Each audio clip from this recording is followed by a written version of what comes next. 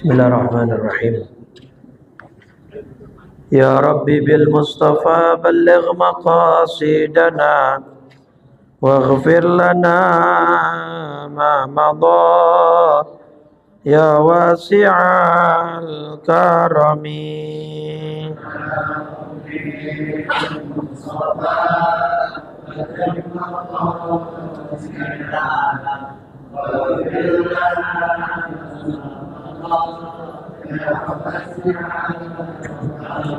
Muhammadun sayyidul kaunaini wa thaqalaini wal fariqaini min urbin wa min ajami.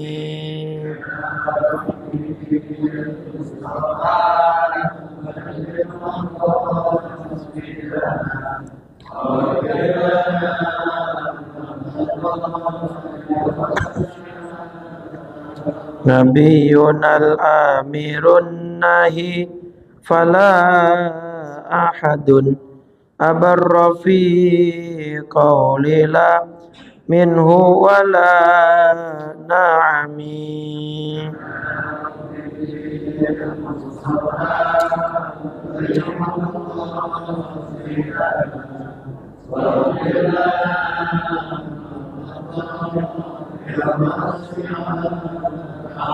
Huwal habibul ladzi turja syafa'atuhu likulli hawlim minal ahwali muqtahami.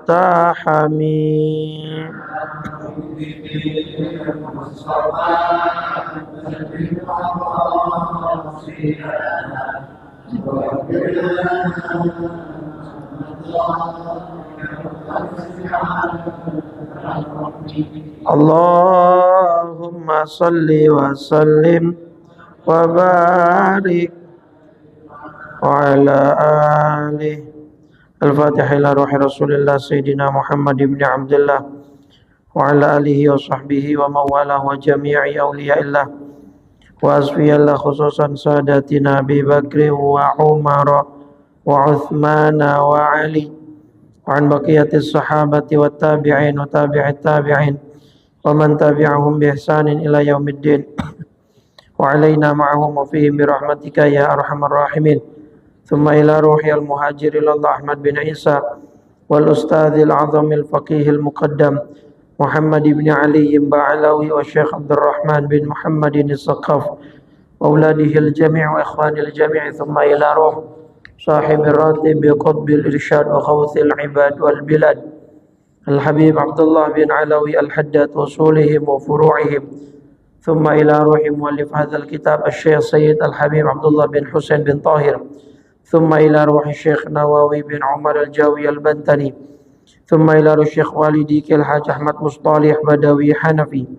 ثم إلى روح الشيخ أحمد مرزوقي بن مرصاد. ثم إلى روح حبابة Sakinah binti Sayyid Ali Baharun. Thumma ila arwahi min ulama'i wa ahli jamaah masjid Nurul Amal.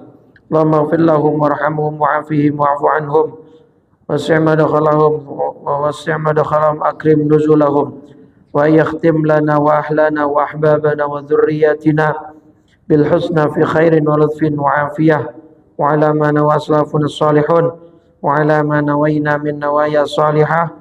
Ya Rabbana haqiqha bisirri asraril Fatihah.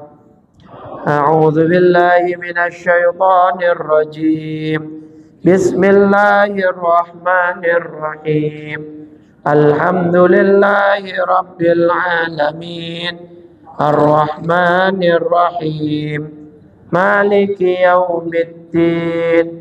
Iyyaka na'budu wa iyyaka nasta'in. Ihdinas siratal mustaqim. Siratal ladzina an'amta 'alaihim ghairil maghdubi 'alaihim waladdallin. Amin. Bismillahirrahmanirrahim. Nawaitu ta'alluma والتعليم والتذكر والتذكير والنفع والانتفاع والإفادة والاستفادة والحث على التمسك بكتاب الله وبسنة رسول الله صلى الله عليه وسلم والدعاء إلى الهدى والدلالة على الخير ابتغاء وجه الله ومرضاته وقربه وثوابه. Bismillahirrahmanirrahim. Assalamualaikum warahmatullahi wabarakatuh.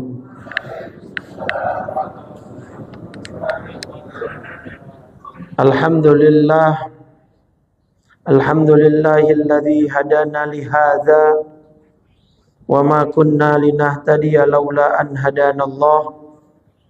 Asyhadu an la ilaha illallah wahdahu la syarikalah wa asyhadu anna sayyidana wa nabiyyana Muhammadan abduhu wa rasuluh la nabiyya wa la rasula ba'dah. Allahumma salli wa sallim wa karrim wa azim ala sayyidina Muhammadin wa ala alihi wa ashabihi ajma'in. Subhanaka la ilma lana illa ma 'allamtana innaka antal alimul hakim. Rabbi shrah li sadri wa yassir li amri wahlul 'uqdatam min lisani yafqahu wasaddid lisani wahdi qalbi bihaqqi sayyidina Muhammadin sallallahu alaihi wasallam, amma ba'du. Faya ayyuhal hadirun wal hadirat, seluruh pengurus DKM Masjid Jami' Nurul Amal, para asatidz, para guru, para orang tua, para hujjaj, seluruh jamaah salat maghrib rahimakumullah. Alhamdulillah, malam hari ini Allah masih memberikan kepada kita berbagai macam nikmat dan anugerah hingga sampai saat ini kita masih dapat melaksanakan segenap rangkaian aktivitas ibadah kita.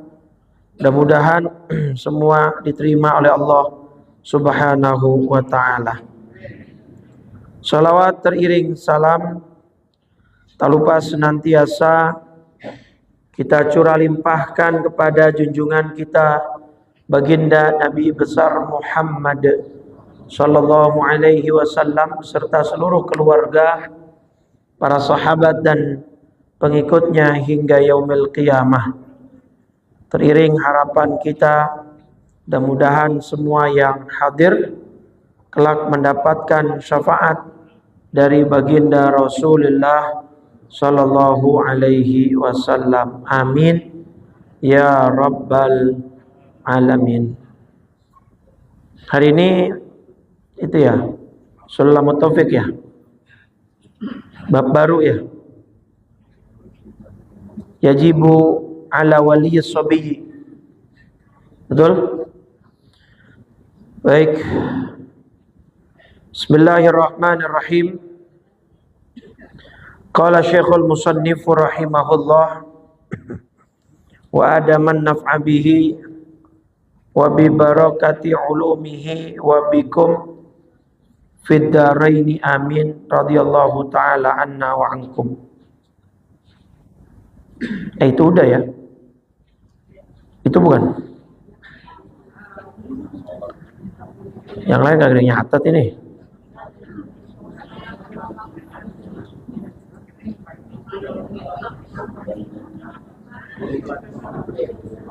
Apa? kewajiban pemimpin. Kalimatnya yajibu ala waliyis sobiyyi itu. Betul itu? Baik. Bismillahirrahmanirrahim.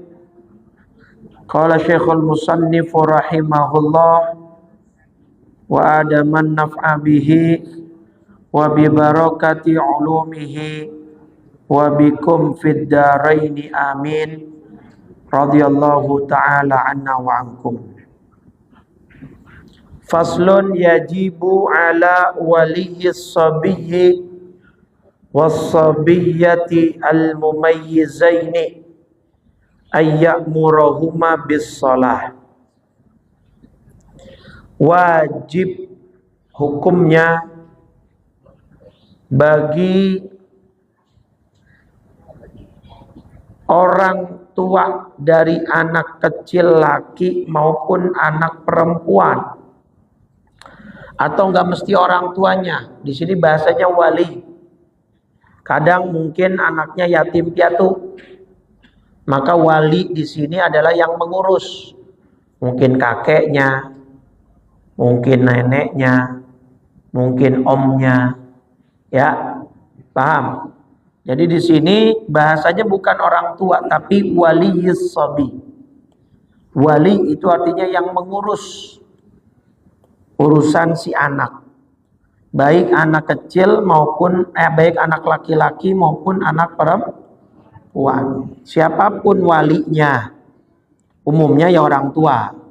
Tapi kalau orang tuanya nggak ada, ya siapapun yang ngurus si anak, omnya kah, kakeknya kah, neneknya, bibinya, mereka semua wajib untuk memerintahkan dua anak laki maupun anak perempuan yang sudah mumayyiz. Wajib ngapain mereka? Memerintahkan anak-anaknya untuk melaksanakan sholat saat anak-anaknya sudah berstatus mumayyiz. Ya, ininya sifatnya tamyiz, orangnya mumayyiz. Sama kayak buluh.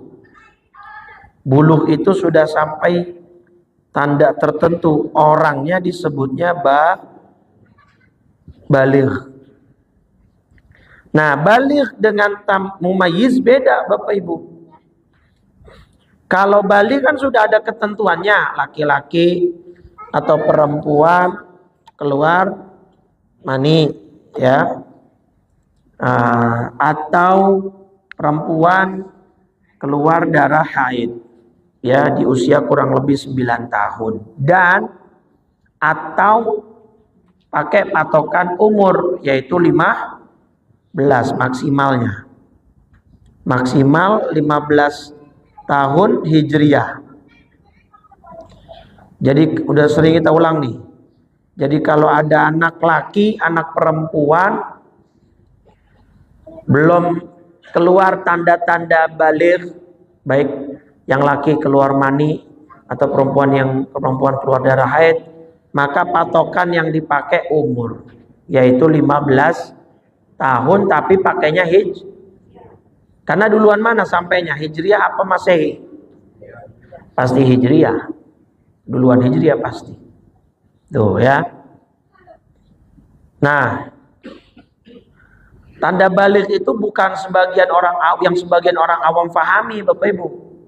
Kalau laki-laki tumbuh jakun, tumbuhnya misalnya mohon maaf bulu kemaluan, pecahnya suara, itu bukan tanda baligh.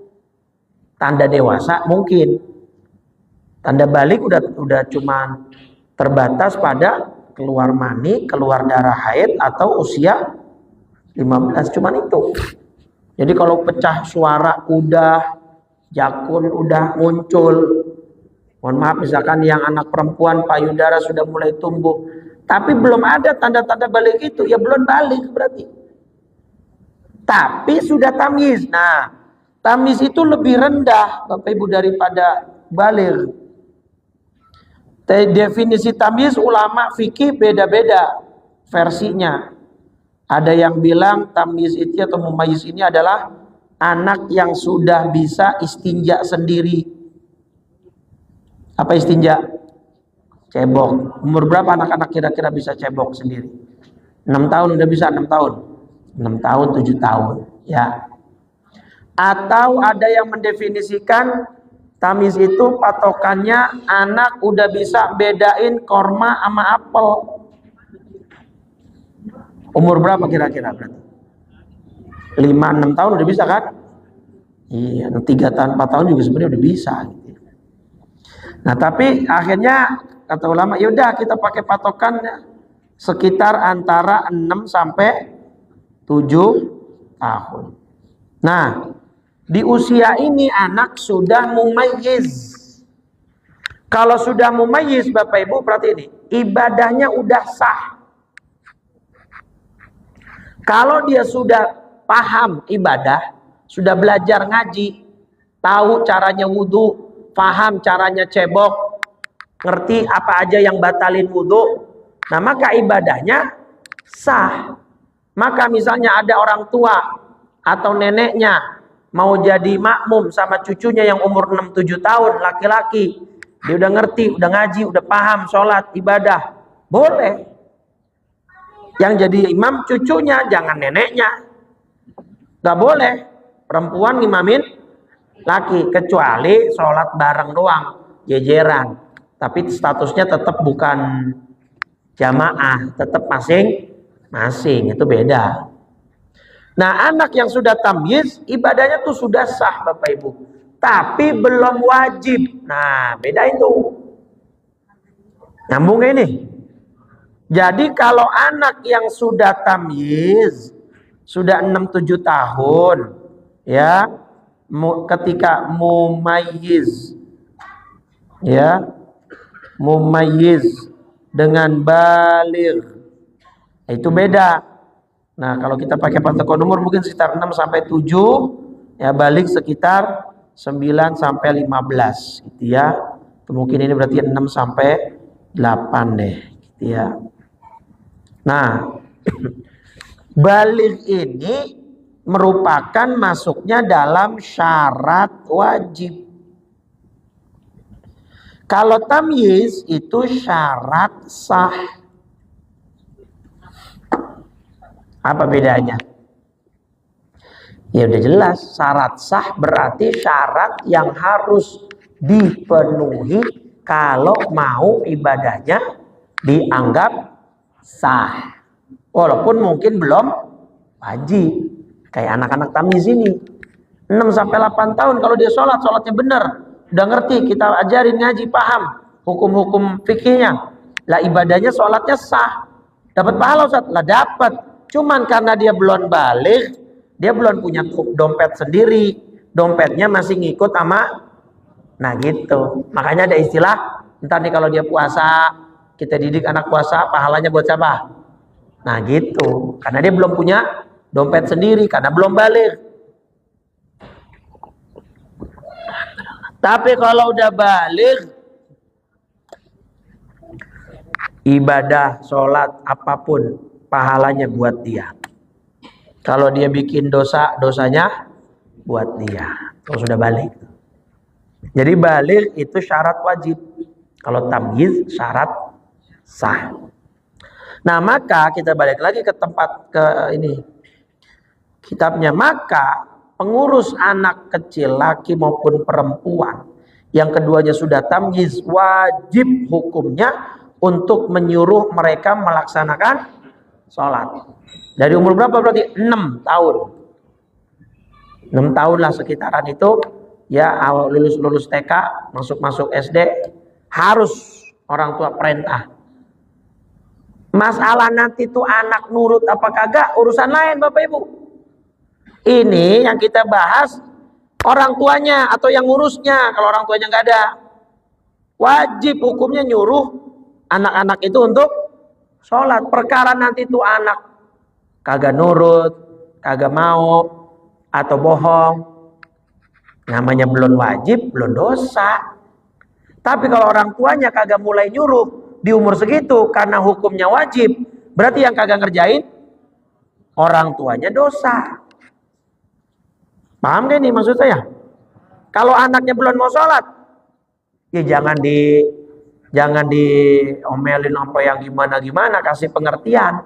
Karena dia belum Nih, dalilnya hadis Tirmidzi nomor 407.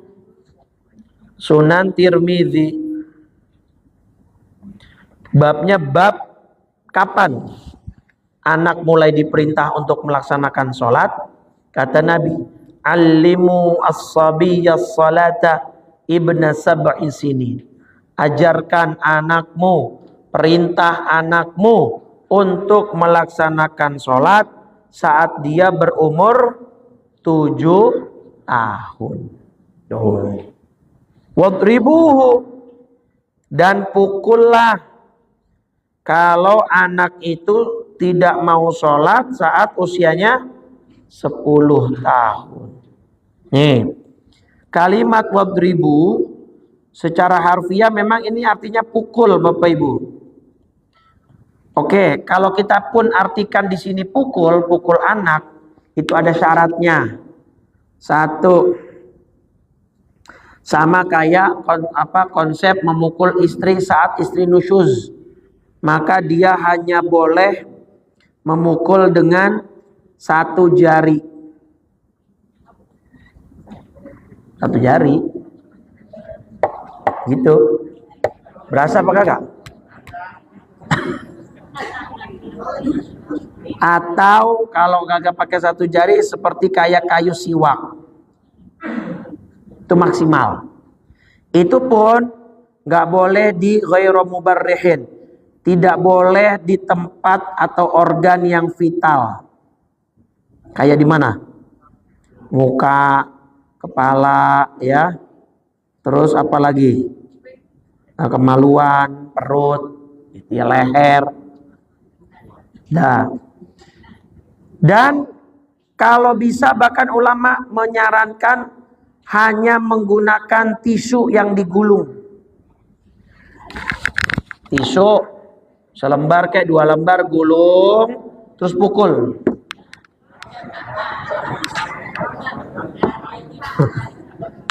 Berasa apa kagak itu?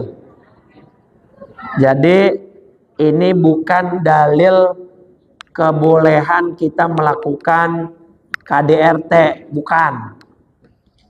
Poinnya, substansinya hanya supaya anak tahu orang tuanya marah kalau anaknya kagak dah.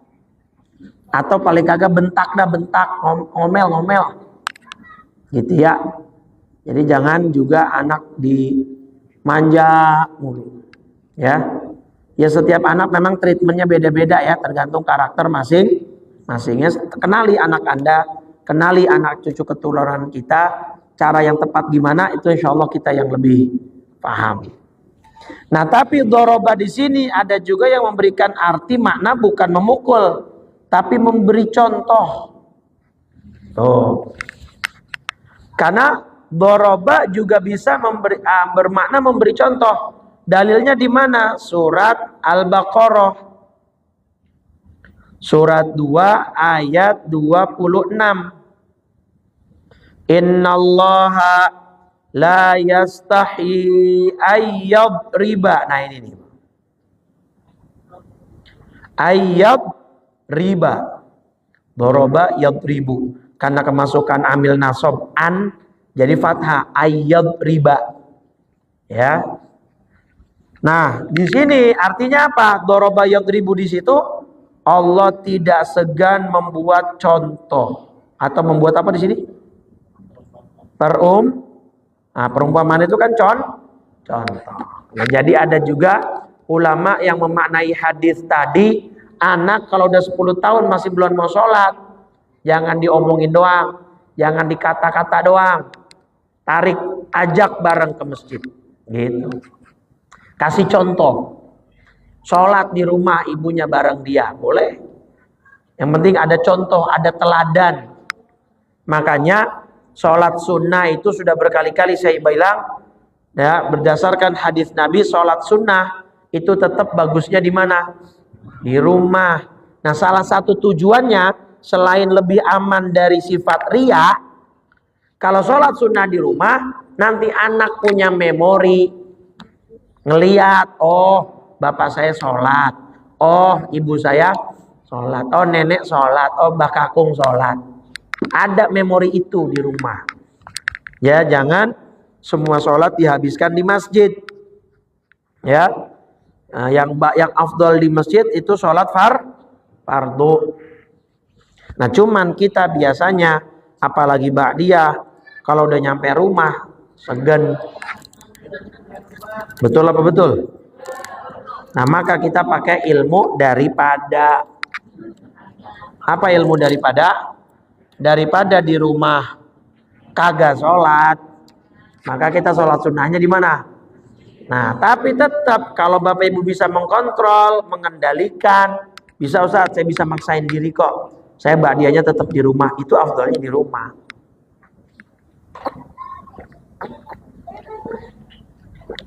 Alhamdulillah. Bahkan kata ulama fikih gini, Pak. Ini udah pernah kita bahas di kitab dulu, Tanqihul Qaulil Hafiz.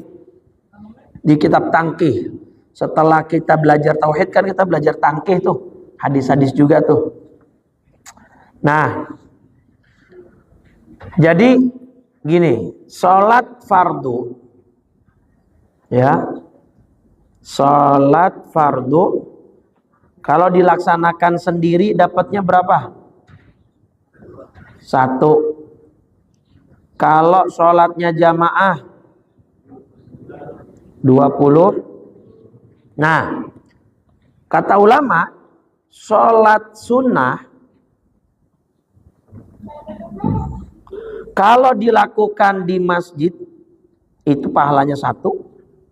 Kalau dilakukan di rumah itu 27. Jadi kayak jamaah. Tapi kebalikannya. Kalau sholat sunnah malah yang lebih banyak pahalanya kalau kita laksanakan di mana? Di rumah. Ya, salah satunya tadi, yang paling utama adalah membersihkan atau memastikan atau memperkecil potensi kena riyaknya, gitu. Ini ada penjelasan ini dari Syekh Nawawi Al-Bantani dalam kitab Tanqihul Qaulil Hafiz itu, ya. Jadi kayak gini perbandingannya sama persis. Ya, tapi kebalikan, sholat fardu jadi kebalikannya sholat sunnah. Gitu ya konsepnya. Kalau sholat fardu di masjid itu bagus, jamaah 27. Ya, kalau sendiri di rumah dapat 1. Sholat sunnah kebalikannya persis sudah. Kalau sholatnya di masjid dapatnya cuma 1 pahala. Kalau sholatnya di rumah dapatnya 20. Nah, tadi yang saya bilang, kalau kita belum bisa untuk memaksakan dan melaksanakan sholat sunnah di rumah, ya daripada nggak dapat sama sekali, maka ya kita sholat sunnah di masjid. Itu ilmu daripada namanya, ya. Gitu. Nah, salah satunya kalau kita sholat di rumah berarti nanti anak ada memori ngelihat orang tuanya, kakeknya, neneknya atau siapapun yang mengurus dia itu melaksanakan ibadah sholat, gitu ya. Dan wajib nih merintahkan anak sholat, ya. Kalau puasa nggak ada kewajibannya. Merintahin anak puasa itu nggak ada kewajibannya di umur-umur tamyiz itu. Nah, ini kenapa sholat? Ya karena segitu pentingnya untuk membiasakan anak sholat. Ya. Dan wa yu'allimahuma ahkamaha, dan wajib juga orang tua atau siapapun yang menjadi wali si anak ini mengajarkan anak itu hukum-hukum sholat setelah 7 tahun, ba'da sab'i sinin. Dari mulai 7 tahun ada diajarin wudu begini, fardu wudu sekian, ya caranya begini dan begitu. Nah, itu harus anak paham, harus anak ngerti.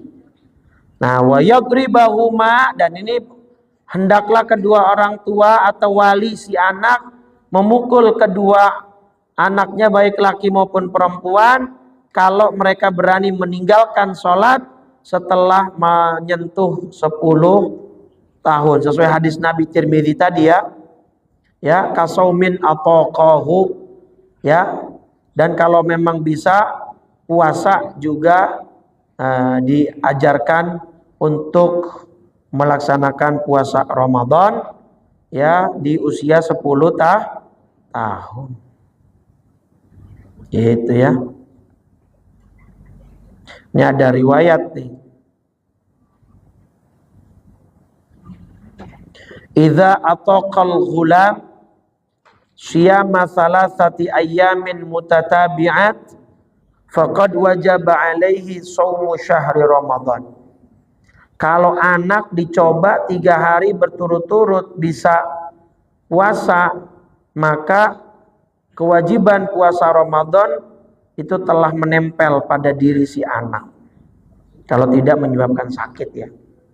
Itu artinya tetap dianjurkan untuk mengajarkan anak puasa dari usia 10 tahun. Kalau belum balik, kalau sudah balik sudah jelas wajib. Ini pembahasan ini kalau di 10 tahun anaknya belum balik. Kalau udah balik mah wajib udah.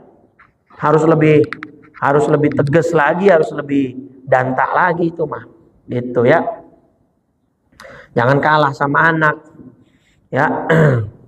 Ya, anak nggak dibangunin sholat subuh karena ngerasa kesian, capek, ngantuk. Bangunin dari mulai 7 tahun, 10 tahun ya, walaupun nggak pas banget dah.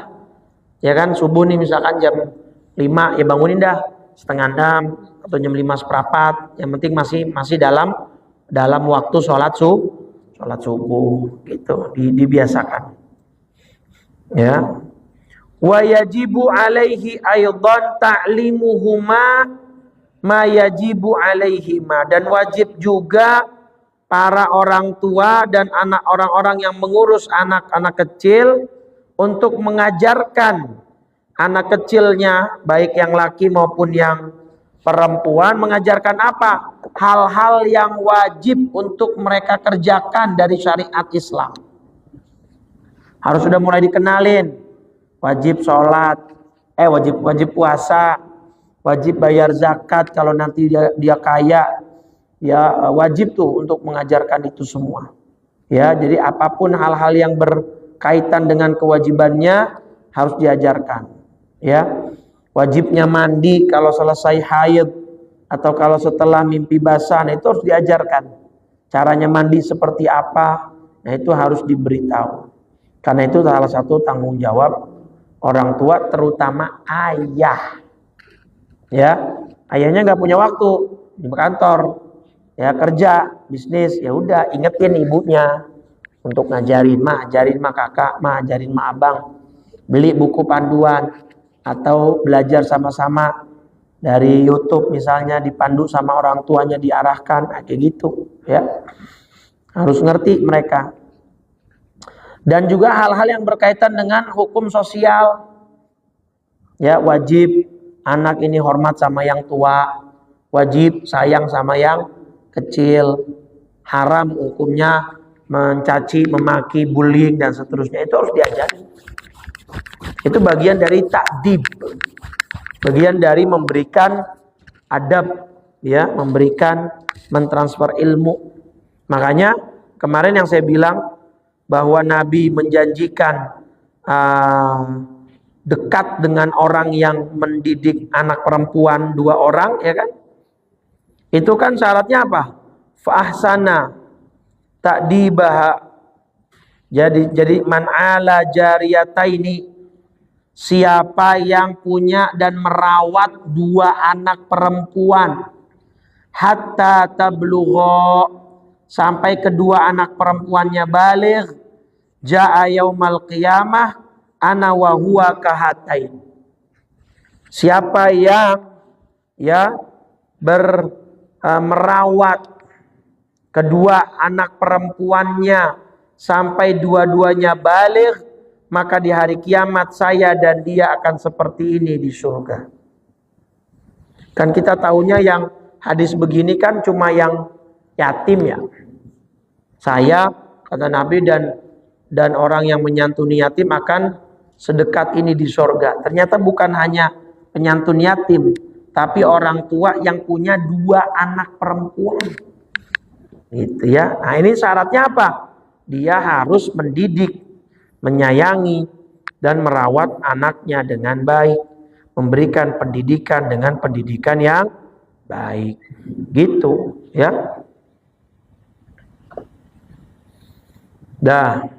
Jadi harus memberikan pengajaran, pendidikan kepada anak tentang hal-hal yang wajib untuk dia lakukan nanti ketika dia sudah baligh ya.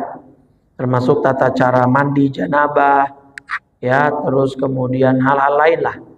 Kewajiban seorang muslim membantu muslim lainnya dan seterusnya. Ya. Termasuk kewajiban misalnya kita sebagai warga negara mencintai negara sendiri. Itu cinta tanah air itu bagian dari iman, Bapak Ibu. Nabi itu cinta banget sama kota Mekah. Saking cintanya Nabi kepada kota Mekah, sampai Nabi bikin satu kalimat puitis yang isinya memuji-muji kota Mekah, Bapak Ibu. Yang kata ulama dari hadis inilah kemudian nanti timbul kalimat hubbul watan minal iman. Cinta tanah air bagian dari iman. Nabi ngomong ke kota Mekah, Bapak Ibu. Qala Rasulullah sallallahu alaihi wasallam li Makkah. Nabi Muhammad sallallahu alaihi wasallam berkata, ya berbicara kepada kota Mekah. Mekah diajak ngomong. Apa kata Nabi? Ma atyabaki min baladin. Ya, betapa indah dan cantiknya engkau, duhai kota Mekah. Ya. Ma atyabaki min baladin. Betapa indah dan cantiknya engkau sebagai sebuah negeri, sebagai sebuah kota. Padahal kita tahu Mekah tandusnya kayak apa. Keringnya kayak apa, panasnya kayak apa. Tapi Nabi secinta itu dan mengatakan kota Mekah adalah kota yang cantik, yang indah. Gimana kita, Bapak Ibu Indonesia? Ya kan? Kota-kota di Indonesia yang mulai Raja Ampat, Halmahera, segala macam, indahnya luar biasa. Ya kalau kita, ya kota Jakarta sebagai tempat domisili kita, atau kampung kita sebagai tempat lahir kita. Jadi kalau kita yang orang misalkan dari kampung, ibaratnya kampung itu Mekahnya kita. Jakarta ini tempat domisili, Madinahnya kita.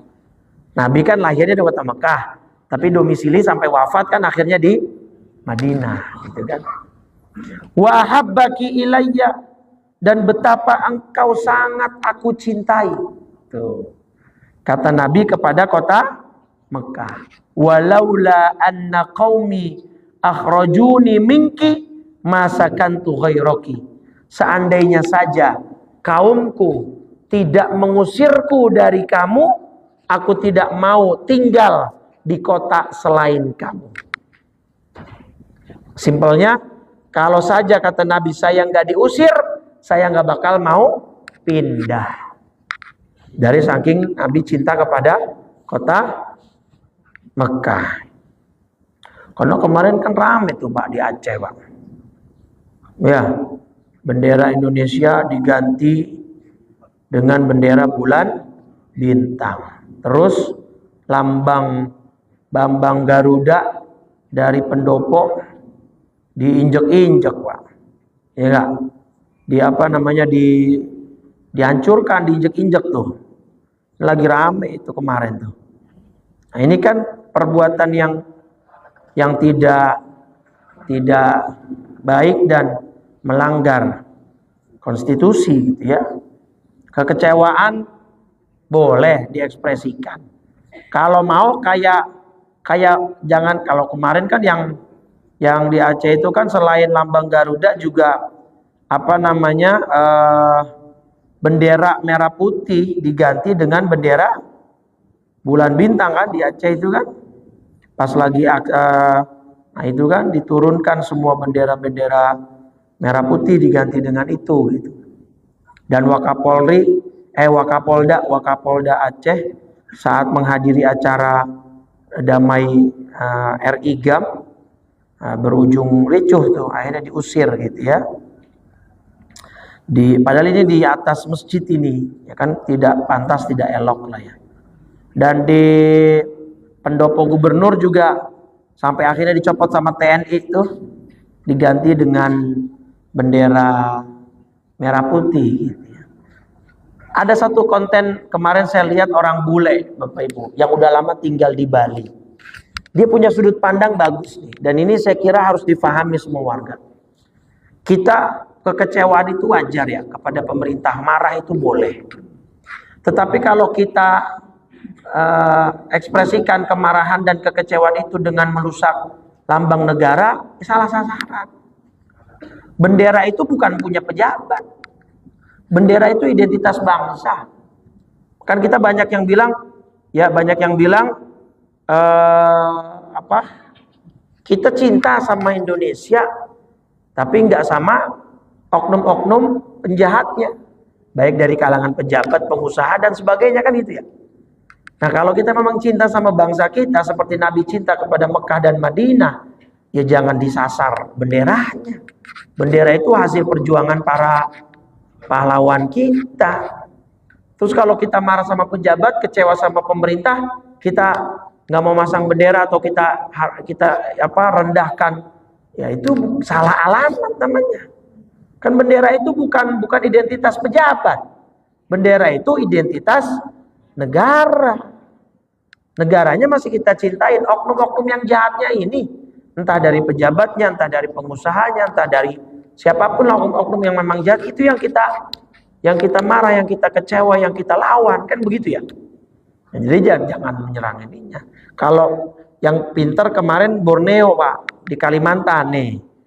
Borneo juga protes, Pak, kemarin. Cuma dia pintar. Dia pasang bendera Borneo di bawah bendera merah putih. Secara konstitusi ini nggak melanggar, Pak. Ya kan? Secara konstitusi tidak melanggar. Zamannya almarhum Gus Dur jadi presiden, Papua saat itu agak sedikit menurun itu tensinya. Karena Gus Dur datang ke sana, ditanya, kalian maunya apa? Salah satu yang mereka minta, kami pengen bendera. Kalau Papua apa? Kalau Aceh kan bulan bintang, mereka bendera bintang kejora, kami pengen berkibar. Kata Gus Dur, ya sudah, kibarkan. Tapi syaratnya satu, jangan lebih tinggi dari merah putih ya. Jadi gitu doang. Jadi bintang kejora berkibar, tapi nggak boleh lebih tinggi dari merah putih. Nah, ini kemarin dikibarkan juga di Kalimantan nih, Borneo Raya gitu ya. Sebagai bentuk protes mereka, katanya kekayaan alam mereka dikeruk, tapi hasilnya mereka tidak dapatkan, tidak merasakan, semuanya dikirim ke pusat dan segala macam. Nah, ini protes yang elegan, yang tidak bertabrakan dengan konstitusional, karena kita nggak boleh memang ya melanggar, dan apalagi sampai mau niat makar dan menggulingkan pemerintah. Nah, itu hal-hal yang wajib begitu, anak juga mesti ditanamkan kecintaannya kepada. Saya udah kemana-mana, Bapak Ibu, enakan di Indonesia. Di Amerika, di Qatar, saya ke Qatar, saya ke Jepang, enakan di kita udah. Saya ke negara-negara itu jam 5 sore nungguin tukang bakso kagak ada yang lewat. Nungguin tukang gorengan kagak ada yang lewat. Bener gak? Di kita, ya Allah, tukang bakso ada, mie ayam ada, gorengan ada, es kelapa ada, macem-macem lagi rasanya. Ini harus disyukuri nikmat kemerdekaan, Bapak Ibu. Nikmat aman ini nikmat nomor 1. Kalau kagak aman, rumah gede bisa hancur. Betul nggak? Lagi perang nih, rumah gede hancur dalam sekejap bisa. Kalau nggak aman, duit banyak, tapi banknya tutup, ATM listrik mati, mau gimana? Ya nggak? Nikmat aman ini Nabi sebut nomor 1, Pak. Di dalam hadis Tirmidzi, man asbaha minkum aminan fi sirbihi nih. Dalam Tirmidzi nomor 2346, siapa yang diantara kalian pada suatu hari memiliki nikmat aman, aminan fi sirbihi, aman di dalam tempat tinggalnya, Habis aman, mu'afan fi jasadihi, sehat. Habis sehat, indahu qutu yaumihi, dia punya makanan. Tuh. Faka'anna mahizat lahu dunya, maka seolah-olah dia memiliki dunia dan seisinya. Yang nomor satu, yang Nabi sebut aman, Pak. Ya benar, kalau nggak aman, ibadah kagak bisa, tidur juga kagak nyenyak, iya kan? Ya itu nikmat aman, udah aman sehat. Udah sehat, dapur. Nah, gitu. Udah seolah-olah kita punya dunia dan seisinya. Maka alhamdulillah, syukuri itu. Berikan pemahaman itu kepada anak-anak kita, ya, supaya mereka cinta kepada bangsa dan negaranya, tidak kepada oknum-oknum penjahatnya. Kita cinta negara kita, kita cinta bangsa kita, tidak kepada oknum-oknum penjahatnya. Oknum penjahat itu bisa dari berbagai level. Ada yang dari pemerintahan, ada yang dari pengusahanya, ada yang dari pihak asing pengen ngancurin bangsa kita, ya nggak? Nah, itu kita minta sama Allah biar mereka dihancurin sama Allah Subhanahu wa taala. Dah, sampai situ dulu dah, selesai. Ya, jadi di sini nanti wajibu ala wulatil amri itu ya. Wallahu a'lam bissawab. Hah? Apaan? Dah. Udah isya kan?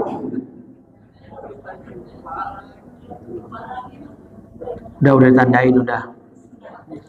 Bismillahirrahmanirrahim. Assalamualaikum ya Rasulullah. Assalamualaikum ya Aba Fatimah.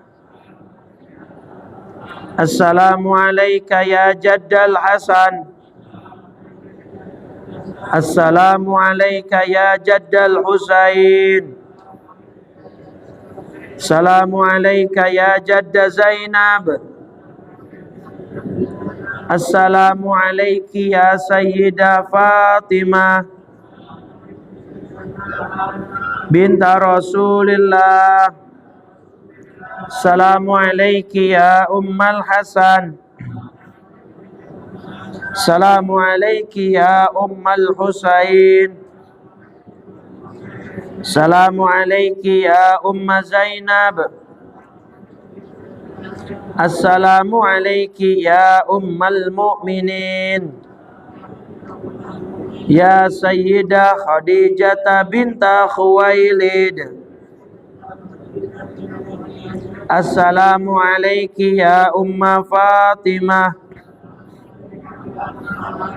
Assalamualaikum ya Umma Rasulillah.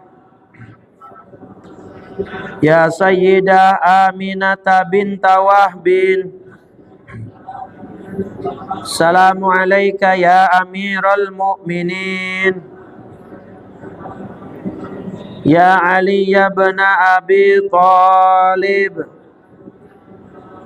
Assalamualaikum ya Abul Hasan. Assalamualaikum ya Abul Husain. Assalamualaikum ya Aba Zainab. Assalamualaikum ya ummata Muhammad fi masyarikil ardi wa magharibiha al ahya'i minkum wal amwat wa rahmatullahi wa barakatuh. Afdalu dzikri fa'lam annahu la ilaha illallah, la ilaha illallah, la ilaha illallah. Muhammadur Rasulullah sallallahu alaihi wasallam, kalimatu haqqin 'alaiha nahya wa 'alaiha namut wa biha nub'atsu insyaallah ta'ala minal aminin. Alhamdulillah rabbil alamin. Allahumma salli ala sayyidina Muhammadin wa ala alihi washabihi ajma'in. Salatan taghfiru biha adh-dhunub wa tasturu biha al-'uyub wa tanfariju biha al-qurub wa tantaliqu biha al-'usub wa talinu biha as-su'ub wa ala alihi wa sahbihi wa man ilaihi mansub. Allahumma a'inna ala dzikrika wa syukrika wa husni ibadatik. Allahumma inna nas'aluka imanan daima wa nas'aluka yaqinan sadiqa wa nas'aluka ilman nafi'a wa nas'aluka amalan salihan mutaqabbala wa nas'aluka rizqan halalan wasi'an tayyiban mubaraka wa nas'aluka al-'afwa wal 'afiyah wa nas'aluka tamamal 'afiyah wa nas'aluka syukra 'alal 'afiyah wa nas'aluka al-ghina 'anil nas. Rabbana la tuzigh qulubana ba'da idh hadaitana wa hab lana min ladunka rahmatan innaka antal wahhab. Ya muqallibal qulub tsabbit qulubana wa qulub auladina wa banatina ala dinika wa ta'atik. Ya muhawwilal hauli wal ahwal hawil ahwalana ila sanil hal. Rabbana atina fid dunya hasanah fil akhirati hasanah wa qina adzaban nar. Sallallahu ala sayyidina Muhammadin wa ala alihi wa sahbihi wasallam bi fadli subhana rabbika rabbil izzati amma yasifun wa salamun alal mursalin walhamdulillahi rabbil alamin. Subhanakallahumma wa bihamdika asyhadu an la ilaha illa anta astaghfiruka wa atubu ilaik. Wal afu minkum. Assalamualaikum warahmatullahi wabarakatuh.